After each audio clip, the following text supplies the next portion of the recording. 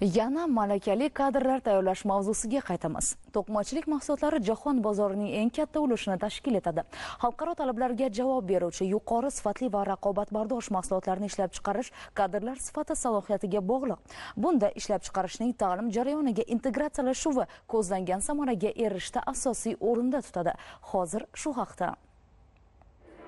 O'zbekiston, Belarus ta'limdagi qo'shma hamkorlik maqsad har ikki tomon uchun malakali kadrlar tayyorlash. Ayni paytda Belarusda 2000 dan ortiq yengil sanoat korxonalari faoliyat yuritadi. Sanoat korxonalarida 85 mingdan ortiq kishining bandligi ta'minlangan. Ularning 79% ni ayollar tashkil etadi. 2023-yilda mahsulotning 80% dan ortig'i dunyoning 77 ta mamlakatiga eksport qilingan. Vitebsk texnika universiteti esa Belarusdagi yengil sanoat uchun kadrlar tayyorlaydigan lokomotiv ta'lim muassasasi hisoblanadi. Demak, ta'limdagi hamkorlik ko'zlangan samarani beradi. Shu bois 2019-yilda Belarusning mazkur universiteti bilan Toshkent to'qimachilik va yengil sanoat instituti o'rtasida yengil sanoat buyumlari konstruksiyasini ishlash va texnologiyasi qo'shma ta'lim dasturi yo'lga qo'yilgan. Bu orqali ishlab chiqarish va nazariya bir nuqtada jamlangan. Shu kuni hamkorlik aloqalari nafaqat to'qimachilik, balki boshqa istiqbolli yo'nalishlarda ham qo'shma ta'lim dasturlarini amalga oshirish orqali kengaytirish bo'yicha muhim kelishuvlarga ham erishildi.